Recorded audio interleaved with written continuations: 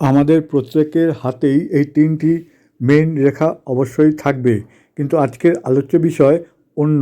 পরে একদিন অন্য বিষয়ে বা বিশদে বলা যাবে। আজকে যে এই ক্রস চিহ্ন দেখছেন, মাঝখানে ক্রস চিহ্ন থাকলে কি হয় সেটা নিয়েই আজকে আলোচনা করব।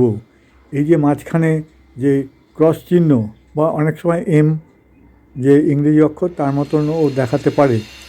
যদি আপনার দুই হাতে এমনই ক্রস চিহ্ন থাকে, কোথায় থাকবে না হৃদয় রেখা আর মস্তিষ্ক রেখার ঠিক মাঝখানে এই ক্রস চিহ্ন, যেটা আপনি ছবিতে দেখতে পাচ্ছেন, এই ক্রস চিহ্ন যদি থাকে দুটো হাতে, তাহলে নিশ্চিত আপনি সৌভাগ্যবান বা সৌভাগ্যবতী। আপনি ধন সম্পদের কখনো আপনার অভাব হবে না। আপনি প্রচুর অর্থ লাভ করবেন এবং ভালো থাকবেন। এই যে রেখাটি দেখছেন ক্রস চিহ্ন, এটি সারা পৃথিবীতে গবেষণায় দেখা গেছে যে 2.9 to 3% লোকের মধ্যে থাকে।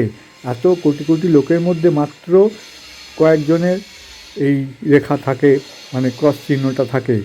এই প্রসঙ্গে বলা যায় যে আব্রাহাম লিঙ্কন এবং ভ্লাদিমির পুতিনের মধ্যে এই রেখা ছিল বা আছে। আর এদের সম্পর্কে তো নতুন করে কিছুই বলার নেই, আপনারা সবাই জানেন। সুতরাং এই রেখাটি অত্যন্ত গুরুত্বপূর্ণ। আপনারা নিজেরাই চেক করতে পারেন, জ্যোতিষীর কাছে যেতে হবে না। আপনারা দুই হাতে দেখুন যে মস্তিষ্ক রেখা এবং হৃদয় রেখার মাঝখানে এরকম ক্রস চিহ্ন আছে কি না, কিংবা এম চিহ্নও থাকতে পারে।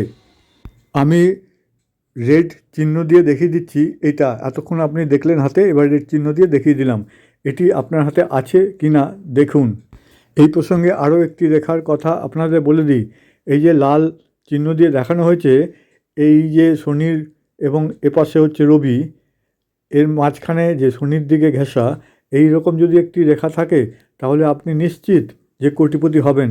কেউ আপনাকে আটকাতে পারবে না, তবে সেটা 40 বছরের পরে যে কোনো সময়। সুতরাং আজকের এই ভিডিওটি যদি আপনাদের কোনো উপকারে আসে বা ভালো লাগে, তাহলে লাইক, শেয়ার, সাবস্ক্রাইব করে পাশে থাকবেন। ধন্যবাদ।